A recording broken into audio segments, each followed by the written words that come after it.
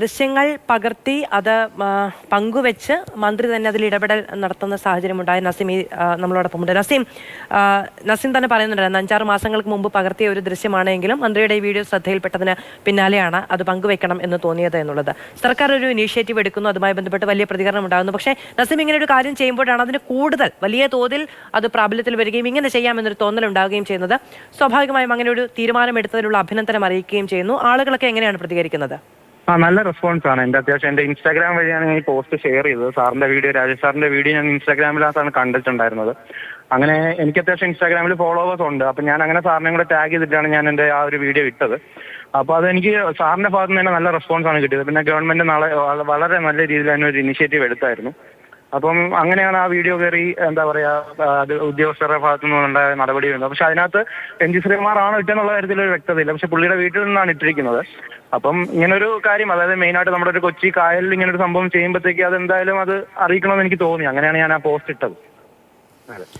താങ്കൾ video shoot ചെയ്യുമ്പോൾ MG. ശ്രീകുമാറിന്റെ വീട് എന്നറിയുമ്പോൾ ആ ഒരു കൗതുകത്തിൽ വീഡിയോ ഷൂട്ട് ചെയ്യുന്നു. അവിടെ ആ സമയത്ത് അവിചാരിതമായി ഈ മാലിന്യം അവിടെ നിന്ന് വലിച്ചെറിയുന്ന ദൃശ്യം താങ്കളുടെ ഈ ഷൂട്ട് ചെയ്ത വീഡിയോയിൽ പെട്ടു. അതാണ് സംഭവിച്ചതല്ലേ? അതെ അതെ അതെ അതെ. ബോട്ടിലെ ഡ്രൈവർ പറഞ്ഞപ്പോഴാണ് അറിഞ്ഞത് ഇതുപോലെ എം.ജി. ശ്രീകുമാറിന്റെ വീടാണെന്നുള്ള കാര്യം. ബോട്ടിലെ ഡ്രൈവർ പറഞ്ഞപ്പോഴാണ് അറിഞ്ഞത്. അപ്പൊ ഞാൻ വീഡിയോ ഇങ്ങനെ ഷൂട്ട് ചെയ്തിട്ട് എന്റെ ഗാലറിയിൽ ഉണ്ടായിരുന്നു, ഇങ്ങനെ എന്നെ വെച്ചിട്ടുണ്ടായിരുന്നു. അപ്പൊ ഇങ്ങനെ ഒരു പുറത്തറിയിക്കാൻ വേണ്ടിയിട്ടുള്ള ഇത് വന്നതെന്ന് പറഞ്ഞാൽ സാറിന്റെ വീഡിയോ കണ്ടിട്ടാണ്, നമ്മുടെ രാജേഷ് സാറിന്റെ വീഡിയോ കണ്ടിട്ടാണ് എനിക്ക് പുറത്ത് അറിയിക്കാൻ വേണ്ടിയിട്ട് എനിക്ക് എന്റെ ഇൻസ്റ്റ വഴി ഇടാൻ തോന്നിയത്.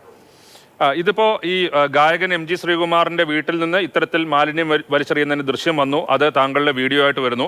അത് സർക്കാർ നേരത്തെ തന്നെ പ്രഖ്യാപിച്ചിരുന്ന ഒരു കാര്യമാണ്. അതിനനുസരിച്ചുള്ള നടപടിയും സർക്കാരിന്റെ ഭാഗത്തു നിന്നുണ്ടാകുന്നു. നസീം എം.ബി. രാജേഷിന്റെ തദ്ദേശ ഭരണ മന്ത്രി എം.ബി. രാജേഷിന്റെ വീഡിയോ കണ്ടിട്ടാണ് നസീമിന് ഇത് ഇങ്ങനെ ചെയ്യണം തോന്നിയത്. നസീം, അത് വളരെ അഭിമാനാർഹമായ ഒരു കാര്യമാണ്. എന്താണ് എല്ലാവരോടും പറയാനുള്ളത്, പൊതുജനങ്ങളോട് എല്ലാവരോടും പറയാനുള്ളത്? നസീം ഇപ്പൊ അതിനകത്ത് കൃത്യമായി ഇടപെടുകയും അതിലൊരു നടപടി ഉണ്ടാക്കിയെടുക്കുകയും ചെയ്ത ഒരാളാണ്. മറ്റുള്ളവരോട് പറയാനുള്ളത് എന്താണ്?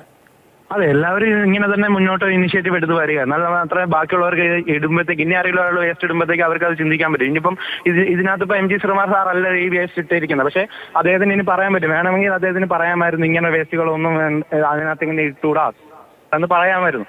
പക്ഷെ അത് ഇനി പുള്ളി അതായത് ശ്രദ്ധിക്കുന്നത്, അതുപോലെ ഓരോരുത്തരും ഈ കാര്യത്തിൽ ഇനി ശ്രദ്ധയിൽപ്പെടുന്നു എന്നുള്ള കാര്യത്തിൽ എനിക്ക് വളരെ സന്തോഷമുണ്ട്. അതെ, സാമൂഹ്യമായി നമ്മൾ ഈ പറയുന്ന ശുദ്ധീകരണമായി ബന്ധപ്പെട്ടോ മാലിന്യ നിർമ്മാർജ്ജനവുമായി ബന്ധപ്പെട്ടോ തീരുമാനമെടുക്കുമ്പോൾ ആ തീരുമാനങ്ങൾ പേപ്പറിൽ മാത്രം ഒതുങ്ങാനുള്ളൊരു കാരണം എന്ന് പറയുന്നത് ചെറിയ ഫൈൻ എന്നുള്ളതാണ്. അതിപ്പോൾ ട്രാഫിക് നിയമലംഘനവുമായി ബന്ധപ്പെട്ടിട്ടാണ് എങ്കിലും, അതല്ല മാലിന്യ മുക്തിയുമായി ബന്ധപ്പെട്ടുള്ളതാണെങ്കിലും ചെറിയ ഫൈൻ പിടിവീഴില്ല എന്നൊരു പേടി ഇല്ലായ്മയുണ്ട്. അതിന് പരിഹാരം ഉണ്ടാവുകയാണെങ്കിൽ സ്വാഭാവികമായും അതിലൊരു ചൂടുണ്ടാവും.